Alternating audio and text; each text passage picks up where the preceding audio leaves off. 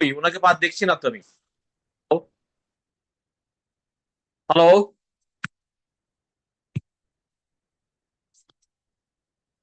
Anwar sir শুনতে পাচ্ছেন? কই ওনাকে পাচ্ছি না তো। আচ্ছা, আপনি বলতে থাকেন। আপনি আপনার মতো বলতে থাকেন, উনি আছে, রেকর্ড দেওয়া আছে। দর্শকবৃন্দ, আপনারা এই মুহূর্তে দেশের মধ্যে দেশের বাইরে যে যেখানে আছেন সকলকে 24 ডিজিটাল নিউজের পক্ষ থেকে সাম্প্রতিক ভাবনা প্রোগ্রামে শুভেচ্ছা জানাচ্ছি।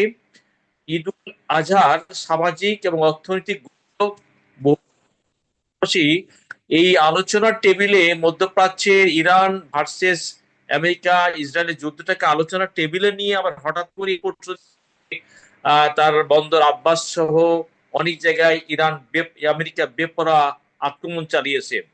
এই যে দ্বৈত নীতি আমেরিকার, এই দ্বৈত নীতি কিন্তু একটা সমস্যার সমাধান নয়, এটাকে সমাধানকে আরো জটিল নিয়ে যাচ্ছে। এই বাস্তবতা নিয়ে আজকে আপনাদের সামনে কিছু কথা বলতে চাইছি। তো পাশাপাশি আমি যেটা আপনাদের সামনে উপস্থাপন করতে চাচ্ছি যে ঈদ উল আজহা কিন্তু শুধু একটা উৎসব নয়, আমাদের এটার একটা অর্থনৈতিক গুরুত্ব আমরা দেখতে পাই। মানে আহ, অর্থনৈতিক গুরুত্ব আছে, এই অর্থনৈতিক গুরুত্ব বহুবিধ। এখানে রাষ্ট্র যেমন রাষ্ট্রের একটা বড় অঙ্কের টাকা রাজস্বে খাতে আসে, আবার প্রাইভেট সেক্টরে ব্যাংকিং খাতে অনেক ধরনের লেনদেন হয় ঈদ উল আজহাকে কেন্দ্র করে। তো সেই জায়গা থেকে আমরা আজকে আপনাদের সামনে কিছু কথা বলতে চাই। যেমন বাংলাদেশে ধরুন আর মেবি মানে থেকে 30,000 কোটি বা পঞ্চাশ পঞ্চাশ হাজার কোটি টাকার অর্থনৈতিক লেনদেন এখানে হবে। তো এই লেনদেনে রাষ্ট্রীয় শ্রেণী এবং যারা গরু পালেন, কৃষক দিকে গরু ব্যবসায়ী শ্রেণী তারা লাভবান হন। পাশাপাশি ভাসমান শ্রেণী যারা মজুরি, এই ঈদের দিনের মজুরির সাথে মজুরি কাজের সাথে যুক্ত হন, তারাও কিন্তু লাভবান হয়।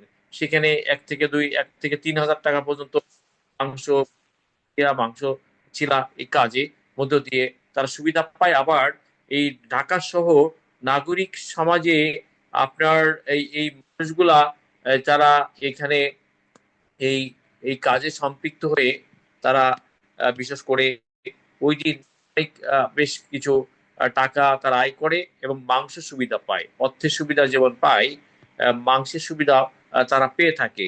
এই যে পাশাপাশি ত্রিমাত্রিক যে সুবিধা, পাশাপাশি গরিব মানুষ যারা মাংস 12 মাস কিনে খেতে পারেন না, তাদের এই দিন কিছু মাংস পাওয়ার সুযোগ থাকে। বিশেষ করে একটা গরু যখন করা হয় তখন মাংসটাকে ভাগ করা হয়। একটা হলো গরিব মানুষের জন্য, দ্বিতীয়টা আত্মীয় স্বজন কমিউনিটির মধ্যে, আর তৃতীয়টা নিজের। পাশাপাশি আপনারা আজকে দেখেছেন আরাফাতময় লাভবাহিক লাভবাহিক ধ্বনি দিয়ে এবার 15 লাখের মধ্যে বেশি সেখানে 150টার উপর দেশের হাজিরা সেখানে সমবেত হয়েছেন। সেখানে অনেকগুলো প্রক্রিয়ার মধ্য দিয়ে এই বিশেষ করে আপনার আমাদের যে আজহা আজাদের ত্যাগের মহত্ব, সেখানে যে আপনার মক্কা শরীফ, মদিনা শরীফ, পাশাপাশি আপনার আরাফাত ময়দান উপস্থিত হওয়া। এই আরাফাত ময়দানে যেখানে রাসূল পাক সাল্লাল্লাহু আলাইহি সাল্লাম যেখানে বিদায় হজের ভাষণ দিয়েছেন, সে ঐতিহাসিক জায়গা থেকে এখানে হাজিরা এখানে উপস্থিত হন এবং সেই উপস্থিত হওয়ার মধ্য দিয়ে এখানে লাব্বাইক লাব্বাইক বলে যে ধ্বনিত শব্দাবলী এখানে উচ্চারিত হয়, সেই ধ্বনি বিশ্বে মানুষের সাথে মানুষের সহানুভূতি, সংযম, ত্যাগের যে মহত্বের যে বাণী পাই। আমাদের পাশাপাশি আমাদের আদি পিতা ইব্রাহিম আলাহ সাল্লামের প্রতি সেই সময় আল্লাহ সুবহানাহু সেই হাজার কয়েক হাজার বছর আগে আল্লাহ সুবহানাহু থেকে ইব্রাহিম আলাহ সাল্লামের কাছে ফেরেশতার মাধ্যমে তার আপন প্রতি যে ত্যাগের প্রতি সংযম মহত্ব নিয়ে ইসমাইল আলাইহিস সালামকে কোরবানি করার জন্য আদেশ আসছিল। তার পরবর্তীতে আল্লাহ তাআলা সেই আবার সেই সেই বার্তার মধ্যে দিয়ে দেখা যাচ্ছে একটা প্রাণী করেছিল। মানুষের মধ্যে যে অন্তরে যে পশুত্বের যে মনোবৃত্তি, যে পশুত্বের মেজাজটা জমাটবদ্ধ হয়ে থাকে, সে কোরবানির মধ্যে দিয়ে সেটাকে দূর একটা বিশেষ করে ত্যাগ এবং সংযমের সাধনা সেই বিষয় জানতে পাই। তাই এই যেমন এই ঈদ উল আজহার ঐতিহাসিক গুরুত্ব হজের মধ্যে আমরা যেমন দেখতে পাচ্ছি 15 লাখের উপর হাজি, এবং সেখানে এবার বিশেষ করে যে তালিম দেওয়া হয়েছে, হজের যে বয়ান দেওয়া হয়েছে এবং যে মেসেজ দেওয়া আছে মক্কা শরীফ থেকে, এবং সেখানে যিনি হজের প্রধান ইমাম তিনি মেসেজ দিয়েছেন মুসলিম বিশ্বের মধ্যে এক সময়ের বাস্তবতায় একটা মধ্য মুসলিম বিশ্বের একটা খুব বিশেষ একটা প্রয়োজন মুসলিম উম্মার মধ্যে কারণ মুসলিম উম্মার মধ্যে ইহুদি নাসারারা, বিশেষ করে ইহুদি নাসারা, জায়নিস্ট, খ্রিস্ট বিশ্ব, মুসলমানদের বিভাজন সৃষ্টি করেছে মধ্যপ্রাচ্যের মধ্যে বড় ধরনের কেউ আমরা দেখতে পাচ্ছি সেখানে আরব আমিরাত তো সরাসরি অলরেডি ইসরায়েলের দিকে অবস্থান নিয়ে হেল্প করবার জন্য। কিন্তু আল্লাহ সুবহানাহু ওয়া তাআলা এখানে স্পষ্ট এখানে বলছেন যে তুমি তোমরা কখনো তোমরা কখনো তোমরা এই ক্ষেত্রে তোমরা ইহুদি নাসারাদের সাথে তাদের সাথে তোমরা কখনো তোমরা এখানে তাদের সাথে সম্প্রীতি সম্পর্ক বা কোনো প্রকার সম্পর্কে তোমরা প্রোগ্রামটা স্টার্ট করেছে। আপনি আসুন না, আপনি জুমে ক্লিক করে আসেন না। জুম লেখা আছে, আপনি হোয়াটসঅ্যাপে দেখেন জুম লেখা, হোয়াটসঅ্যাপে জুম লেখা দেখেন না, হোয়াটসঅ্যাপে জুম লেখা আছে দেখেন না। আচ্ছা, আপনি ওটা ক্লিক করে আসেন প্লিজ। আমি আহ, আমি আপনাদের সাথে বলছিলাম যে বিশেষ করে আজকে মুসলিম পৃথিবীতে 57টা মুসলিম দেশ আছে। জনসংখ্যার দিক থেকে আমরা যদি বিশ্লেষণ করি 240 কোটি মানুষের এই পৃথিবী, অথচ এখন মধ্যপ্রাচ্য যারা যাযাবর হিসাবে দ্বিতীয় বিশ্বযুদ্ধের পরে জার্মান থেকে বিতাড়িত হয়ে 48 সালে কিছু ঐতিহাসিক কিছু প্রেক্ষাপট তথ্যপত্র আপনাদের সামনে উপস্থাপন করার একান্ত প্রয়োজন। যে 1946 সালের পরে আপনার ইহুদিরা সেখানে আপনার 7 থেকে 8 লাখ ইহুদি ইসরায়েলে আশ্রিত হয়েছিল রিফিউজির মতো, সেখানে সেল্টার নিয়ে আজকে সেই ইসরায়েল মধ্যপ্রাচ্যে বিস্ফোরা সমস্ত মধ্যপ্রাচ্যের মুসলিমদের একটা অশান্তির কারণ হয়ে গেছে ইসরায়েল নামক এই বিস্ফোরা রাষ্ট্র। যে ইসরায়েল বিস্ফোরা রাষ্ট্র এখানে ভুইফোট একটা রিফিউজি রাষ্ট্র, কলোনিয়াল রাষ্ট্র হিসাবে ছিল। অথচ সেখানে 47 সালে তারা এই আপনার ওইখানে 3,000 বর্গ কিলোমিটার এরিয়া নিয়ে মেবি তাদের অবস্থান ছিল রিফিউজি কলোনি স্টেট হিসাবে, আমাদের এই রোহিঙ্গাদের মতো। আজকে সেই ইসরায়েল উড়ে এসে জুড়ে বসে সেখানে দ্বিতীয় বিশ্বযুদ্ধের পরে তারা এখন 22,000 বর্গ কিলোমিটার এরিয়া দখল করে নিয়েছে, 22,000 না এখন 25,000। ফিলিস্তিনির পুরো 80 ভাগ এলাকা তারা দখল করে নিয়েছে। ফিলিস্তিনিকে তারা রাষ্ট্র হিসেবে ডোন্ট কেয়ার, তারা কেয়ারই করে না। এবং ফিলিস্তিনিকে পুরা তাদের দখলদারিত্ব এস্টাবলিশ করার জন্য এই আমেরিকা বিশ্ব তাদের বড় ভাই, বিগ ব্রাদার আমেরিকা সামরিক, অর্থনৈতিক, সামষ্টিক সমস্ত ধরনের পিস্ট প্যাট্রোনাইজ আমেরিকা করতেছে। এবং এই প্যাট্রোনাইজ করার মধ্য দিয়ে আপনার এখানে এটা বিশেষ করে ডিপ স্টেট, আমেরিকার সেকেন্ড ডিপ স্টেট প্রতিষ্ঠা করবার জন্য ইসরায়েল উঠে পড়ে লেগেছে। কালকে যখন এই মক্কা মদিনায় আরাফাত ময়দান বলুন আর সেইখানে মক্কা শরীফ বলুন, লাব্বাইক লাব্বাইক ধ্বনিত শব্দাবলী উচ্চারিত হচ্ছে, সেই সময় ইসরায়েল বেপরা ভাবেই লেবাননে অ্যাটাক করতেছে।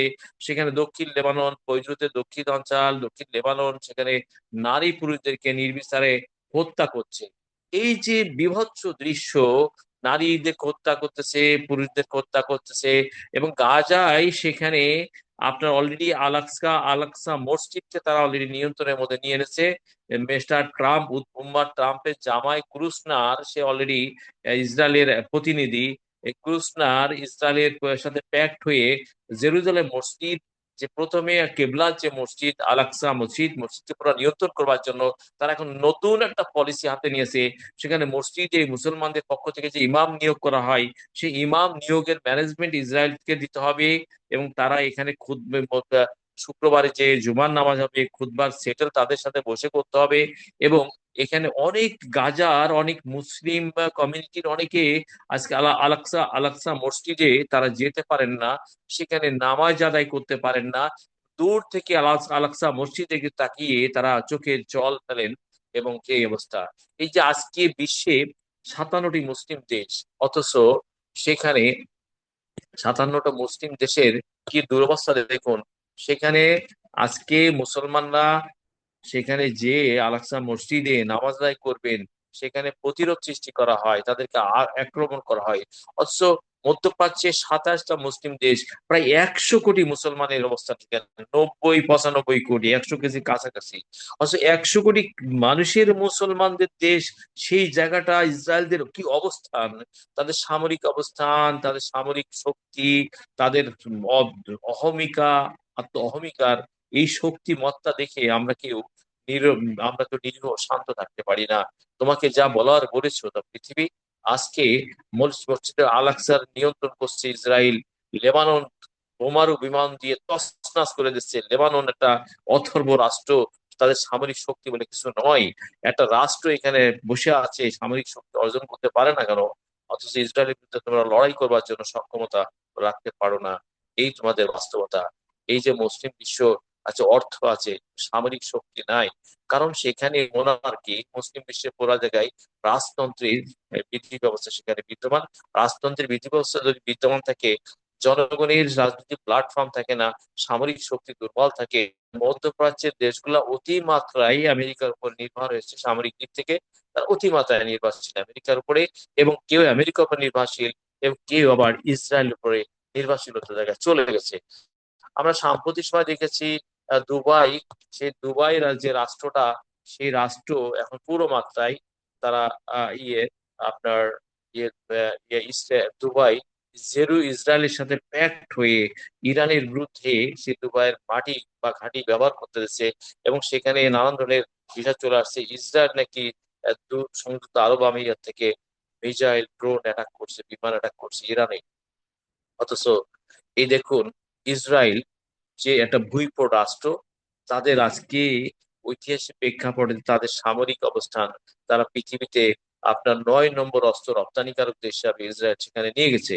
এই বাস্তবতায় অথচ মুসলিম বিশ্বের 27টা দেশ সেখানে নিজেদের মধ্যে বিভাজন করে তাদের অর্থনৈতিক অবস্থান আছে, প্রচুর ডলার আছে, কিন্তু তাদের সামরিক অবস্থান নেই। সামরিক অবস্থানের দিক থেকে আমেরিকা সেখানে 17টা ঘাঁটি মধ্যপ্রাচ্য করেছে। 17টা ঘাঁটি দিয়ে আমেরিকা তার সামরিক নিয়ন্ত্রণ এবং পেট্রো ডলারের নিয়ন্ত্রণ সে এখন নিয়ন্ত্রণ প্রতিষ্ঠা করেছিল। কিন্তু এর মাঝে 40 দিনের যে যুদ্ধ হলো আমেরিকা ইরানের, এই 40 দিনের যুদ্ধের ইরান এটা দিতে চাইছে। ইরান নিজেও ক্রমাগত ভাবে সামরিক শক্তি অবস্থান করছে। ইরান ড্রোন, ইরানের মিসাইল, যে আজকে যে পাওয়ার, তারা যে তাদের যে শক্তি অর্জন করেছে, 40 দিনের যুদ্ধে মধ্যপ্রাচ্যে আমেরিকা 17টা ঘাঁটির প্রায় বেশিরভাগ ঘাঁটিকে তছনছ করে দিয়েছে। এবং আমেরিকার মোট 42টি যুদ্ধ জাহাজ, লেটেস্ট বিমানকে তারা ডিস্ট্রয় করে দিয়েছে। ইরান ইরান এখনো ফেলে দেওয়া নয়। ইরান একটা সামরিক শক্তি, ইরানের ড্রোন এবং মিসাইল যে মজুদ আছে, যে ভান্ডার আছে, সেই ভান্ডার দিয়ে দেখাচ্ছে আমি আকাশ পথে যদি শক্তি অর্জন না করতে পারি, আমার কাছে রিমোট কন্ট্রোল আছে, আমার কাছে মজুদ, আমার কাছে ড্রোন আছে, মিসাইল আছে, আমার কাছে মিসাইল ক্ষেপণাস্ত্র আছে, লেটেস্ট শাহেদ আছে, অরিক নামে আরো নামি দামি মিসাইল আছে, আমার কাছে ড্রোন আছে। আমি রিমোট কন্ট্রোল দিয়ে তোমার এই মধ্যপ্রাচ্য বলো, ইসরায়েল বলো, মানে আমেরিকা পর্যন্ত আমি কাঁপিয়ে দিতে পারি আমার ড্রোন ক্ষেপণাস্ত্র দিয়ে। এবং আমি কোনো প্রকারে দুর্বল নই। ইরান এই মেসেজটা দিচ্ছে, ইরান সে দুর্বল নয়। এখন ইরানের পাশাপাশি স্থল যুদ্ধে, স্থল অ্যাটাক করবার জন্য আমেরিকা একটা একটা পলিসি নিয়েছিল, কিন্তু সেই স্থল যুদ্ধের দিকে তারা যায় নাই। সেদিকে না হেঁটে তারা যখন জানতে পেরেছে ইরানের স্থল বাহিনী বিশাল বাহিনী, 7 লক্ষ সোলজারের বাহিনী, আর 4-5 লেডি, 5-5 লক্ষ জনগণের যোগ দিয়েছে, এই 10-12 লক্ষ মানুষের স্থলযুদ্ধের যে বিশাল বাহিনী, এই বাহিনীর সাথে যুদ্ধ করে লড়াই করা, এবং ইরানের দক্ষিণ পূর্ব পশ্চিম অঞ্চল, দক্ষিণ অঞ্চল, পূর্ব অঞ্চল, বিশাল মরুভূমি এলাকা, 12 লক্ষ বর্গ মাইলের একটা দেশ ইরান। হ্যাঁ, 16 লক্ষ বর্গ মাইল। এই 16 লক্ষ বর্গ মাইল এলাকায় স্থলে যুদ্ধ করে ইরানকে পরাস্ত করা কোনোভাবেই সম্ভব নয়। এবং ইতিমধ্যে ইরান তার ড্রোন মিসাইল দিয়ে বাস্তবতায় তিনি দেখিয়ে দিয়েছেন যে সে একাই দুইটা বিশাল শক্তির বিরুদ্ধে, আমেরিকা বিশ্বের নাম্বার ওয়ান মিলিটারি পাওয়ার এবং সামরিক শক্তি, নাম্বার 7 মিলিটারি পাওয়ার ইসরায়েল, এই দুটি সম্মিলিত শক্তির বিরুদ্ধে ইরান 40 দিন লড়াই করে টিকেছিল এবং মধ্যপ্রাচ্যের ঘাঁটি তছনছ করেছে। ইসরায়েলের অনেক স্থাপনা, ইসরায়েলের সেই বিদ্যুৎ কেন্দ্র বলুন, তেল শোধনাগার বলুন, আর তার নিজস্ব সেই আহ, গোয়েন্দা মোসাদের নেটওয়ার্ক বলুন, সব তো অনেকগুলো মোসাদের সেন্টার, তেল স্থাপনা, বিদ্যুৎ কেন্দ্র ইসরায়েল সেগুলো তছনছ করে দিয়েছে আমেরিকার মিসাইল, ড্রোন এবং অনেক ক্ষেত্রে ইরানের ইসরায়েল ইন্টারসেপ্টিক নামে যে প্রতিরোধ ব্যবস্থাপনা, সেই ইন্টারসেপ্টিক প্রতিরোধ ব্যবস্থাপনা অকার্যকর হয়ে গেছে, কোনো কাজেই সেখানে লাগে নাই। সেই ইরান একাই লড়াই করে 40 দিন জানিয়ে দিয়েছে, আমরা ইরান হাজার বছরের ইতিহাস, ঐতিহ্য, আমাদের ঐতিহ্য আছে, আমাদের জনগণের শক্তি আছে, আমাদের দেশপ্রেম আছে, আমাদের জনগণ, আমরা, আমাদের মিলিটারি, আমাদের রাষ্ট্র, আমাদের জনগণ, আমাদের মিলিটারি সবাই একটা দেশপ্রেমে উজ্জীবিত। আমরা ইরান সেই বীরের জাতি, আমরা খোমেনি জাতি, আমরা জামাল আব্দুল জামাল সেই আমি সেই আমি খোমেনি জাতি, আমাদের পূর্বসূরীরা কেউ কখনো শত্রুর কাছে মাথা নত করেনি, করতে জানে না। মাথা নত না করার ইতিহাস আমাদের আছে। আমরা লড়াই করে ইরানের পার্সিয়ানদের জাতি, আমরা বিজয় জাতি। আর এই বিজয় জাতি, এই স্বদেশ প্রেমের জাতি, এই দেশ প্রেমের জাতি কখনোই কারো কাছে মাথা নত করতে পারে না। আমরা শেষ পর্যন্ত জান দেব, তো মাল দেব, মাল আমরা আমরা যুদ্ধের ময়দানে লড়াই করতে জানি, শহীদ হতে জানি, এবং মহান রব আল্লাহ সুবহানাহু স্রষ্টার নামে, আমরা আল্লাহ আকবার নামে আমরা লড়াইয়ের ময়দানে অবতীর্ণ হই। ইরানের জদম্য মানসিকতা, দেশপ্রেম, জনগণের দেশপ্রেম, মিলিটারিদের দেশপ্রেম, নেতাদের দেশপ্রেম, এই চতুর্মাত্রিক দেশপ্রেমের একটা ঐক্য, একটা ন্যাশনাল প্ল্যাটফর্ম, সেই ন্যাশনাল প্ল্যাটফর্মকে, সেই রেজিমটাকে কোনোভাবেই তারা ভাঙন ধরাতে পারে নাই আমেরিকা, ইসরায়েল। এবং দেখেছেন আপনারা, ইসরায়েলের শত শত গোয়েন্দা তাদেরকে ধরেছে, ধরে প্রকাশ্যে ওপেন ফায়ারে দিয়ে দিচ্ছে ইরান, যে তোমরা এখানে গোয়েন্দাগিরি করতে আসছো। এবং ইন্ডিয়ার এরা লেবার হিসাবে সেখানে জব নিয়ে সেখানে ইসরায়েলের মোসাদ হিসাবে গোয়েন্দাগিরি করতে, যে সেখানে ধরা খেয়েছে। এ ধরা খাওয়ার পরেই ইরান অলরেডি সঙ্গে সঙ্গে তাদেরকে তছনছ করে দিয়েছে, তাদেরকে এক্সকিউজ করে নাই। এবং তোমরা ইরানে লড়াই করতে গেছো, ইরানে যুদ্ধ করতে গেছো, আমরা কখনো নত হই না, নত শিরে আমরা নিজেদেরকে, আমরা নত হতে জানি না। তাই আপনারা দেখেছেন 40 দিনের যুদ্ধে একাই সেই তেহরান বলুন, ইরান থেকে কিভাবে ঝাঁকে ঝাঁকে মিসাইল দিয়ে মধ্যপ্রাচ্যের 17টা ঘাঁটিকে তছনছ করে দিচ্ছে। শুধু ঘাঁটি না, সেই ঘাঁটির থেকে মিলিটারিরা যেখানে 3 স্টার 5 স্টার হোটেলে গেছে, সেখানেও তাদের ড্রোন মিসাইল অ্যাটাক করছে। এবং আপনার হোটেল, রিসোর্ট থেকে সেনাবাহিনীরা সেখান থেকে পালিয়ে অ্যাপার্টমেন্ট বা অ্যাপার্টমেন্ট, প্রাইভেট বাড়িতে গেছে, সেখানেও ইরানের ড্রোন মিসাইল অ্যাটাক করছে। এবং ইরানকে অপার শোনা যায় রাশিয়া, চায়না টেকনোলজি দিয়ে, সাইবার সাইবার সাপোর্ট দিয়ে ইরানকে সাপোর্ট দিয়েছে। এবং মধ্যপ্রাচ্যে এই আমেরিকা যুদ্ধ বাঁচে, আমেরিকার যারা এখানে উড়িয়ে এসে জুড়ে বসে লড়াই করতে আসছিল, সেই সোলজাররা কোথায় কে অবস্থান নিয়েছে, কে কোথায় পালাইছে, লুকাইছে, এই জায়গাগুলোতে সাইবার ম্যানেজমেন্ট দিয়ে তাদেরকে খুঁজে সেই জায়গাতে অলরেডি অ্যাটাক করেছে। এবং আমেরিকারও কয়েকশো কয়েকশো সোলজার এখানে লস হয়েছে, যদি আমেরিকা স্বীকার না করে। এবং ইসরায়েলেরও কয়েকশো সোলজার এখানে লস হয়েছে, কিন্তু ইসরায়েল এখানে স্বীকার করবে না, স্বীকার করবার কথা নয়। কারণ ওরা যদি মরে 200, ওরা স্বীকার করে 2 জন, 2 জন। আমেরিকা যদি মরে 300, তো স্বীকার করে 20 জন। কারণ তারা লুকায় রাখে কেন? যদি এটা প্রকাশ করে, প্রকাশ হয়ে যায় তাদের কতজন সোলজার মরেছে, কতটা বিমান ডিস্ট্রয় হয়েছে, তাদের সোলজারদের মানসিকতার দিক থেকে ভাঙন ধরবে, মানসিকতা, মন, মানসিক দিকে তারা ভারসাম্যহীনতায় চলে যাবে। এবং আপনারা দেখেছেন ইতিপূর্বে গাজা যুদ্ধে আহ যখন হামাস চরম ভাবে অ্যাটাক করছিল, কাউন্টার দিচ্ছিল, তখনই আপনার ইসরায়েলের শত শত সোলজার, হাজার হাজার সোলজার তারা যুদ্ধ করার জন্য অপারগতা প্রকাশ করেছে, মানসিক ভুলেছে, মানুষের ট্রমায় তারা ইসরায়েল সোলজাররা ভুগেছে। এই বাস্তবতা আমরা দেখতে পাই। কারণ অন্যায়, অসত্য, অন্যায্য বিষয়টা মানবিক বিবেক বোধের জায়গা থেকে অনেক সোলজারকে নাড়া দেয়, যে জানে যে এই যে গাজার নারীদেরকে হত্যা করা হয়েছে, শিশুদের হত্যা করা হয়েছে, ফিলিস্তিনিদের তাদের জন্মভূমিকে কেড়ে নেওয়া হচ্ছে।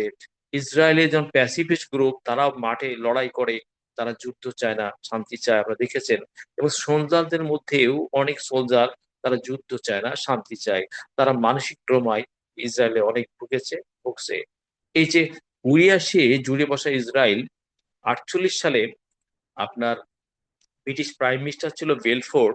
তখন এই সাম্রাজ্যগুলো মধ্যপ্রাচ্য বলুন, এশিয়ায় বলুন, আফ্রিকায় বলুন, প্রায় 100-র কাছাকাছি বা শতাধিক দেশ আপনার ব্রিটিশ কলোনি ছিল। যখন দ্বিতীয় বিশ্বযুদ্ধের পরবর্তী মানে দ্বিতীয় বিশ্বযুদ্ধ উত্তর এবং পরবর্তী সময়ে এই কলোনি স্টেট গুলো যখন তারা ইন্ডিপেন্ডেন্ট হয়ে গেল স্বাধীনতা সংগ্রামের মধ্য দিয়ে, ভারতবর্ষ বলুন, অস্ট্রেলিয়া বলুন, জাপান বলুন, আপনার চীন বলুন, এর পাশাপাশি কোরিয়া, এইসব কলোনিয়াল স্টেট ছিল ব্রিটেনের।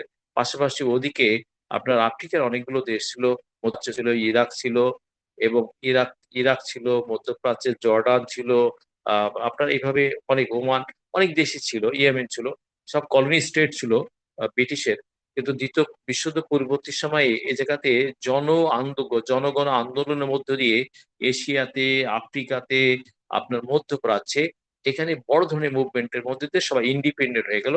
ইন্ডিপেন্ডেন্ট হওয়ার পরে পাশাপাশি দ্বিতীয় বিশ্বযুদ্ধের সময় আপনার হিটলার, তিনি জার্মানিতে ইহুদিদের এই ইহুদিদের সেই যন্ত্রণায় অতিষ্ঠ হয়ে মিস্টার হিটলার 60 লাখ ইহুদিকে বার্নারে পোড়ায় জ্বালায় মরেছিল।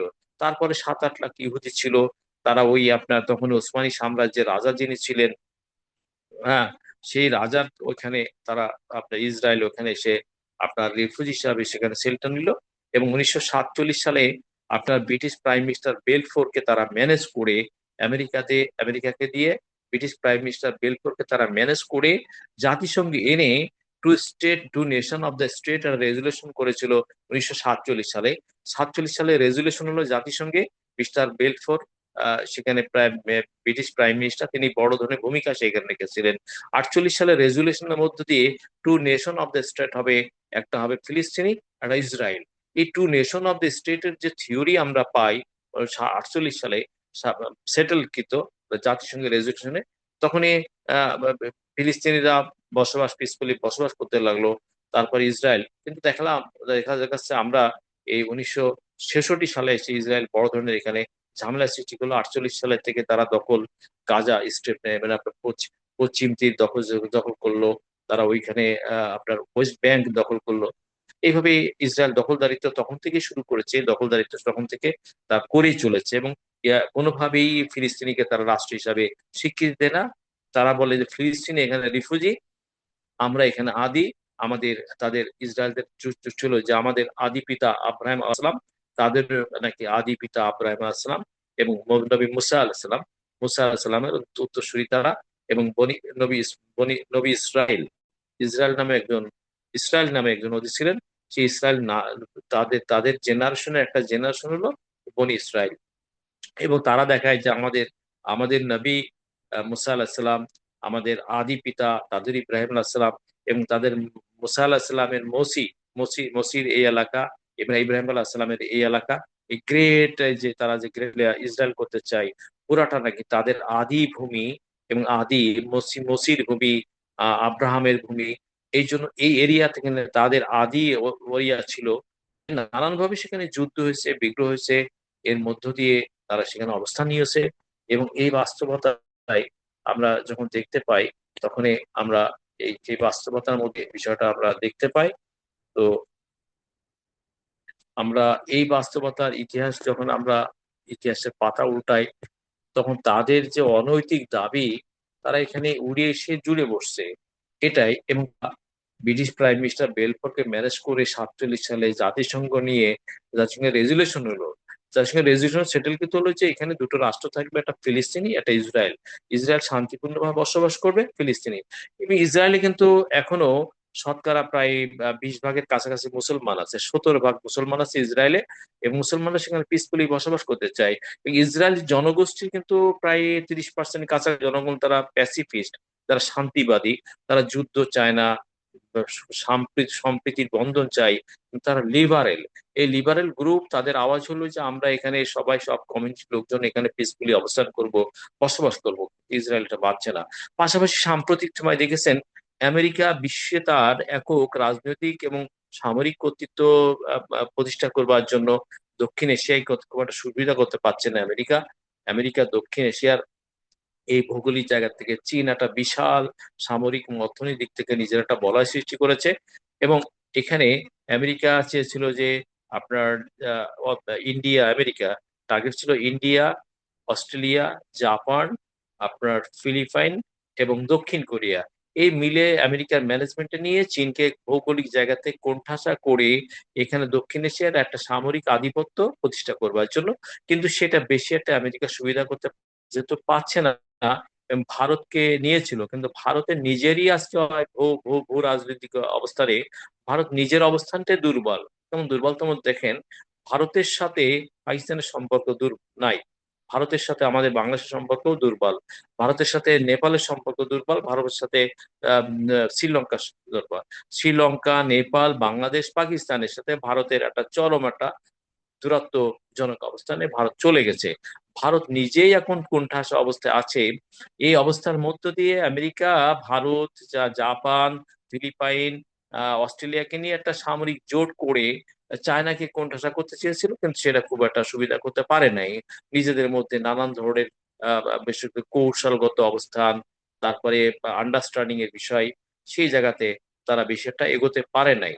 এই এগোতে না পারার কারণে এখন আবার আমেরিকা চীনের প্রতি একটা রিলেশনশিপ করতে চাচ্ছেন বাইলিটারেল, যেটা বাণিজ্যিক সম্পর্ক এবং অপরাপর সম্পর্কের মধ্য দিয়ে। সাম্প্রতিক মিস্টার উম্মা ট্রাম্প, তিনি আমেরিকা চীন সফর করেছেন, এবং চীন সফর করার পরে, ট্রাম্প সফরের পরে অলরেডি পুতিনও সেখানে সফর করেছেন। ট্রাম্প যেটা চেয়েছিলেন সেটা খুব একটা সুবিধা করতে পারেন নাই, না পেরে এখন সাম্প্রতিক দেখেন কালকে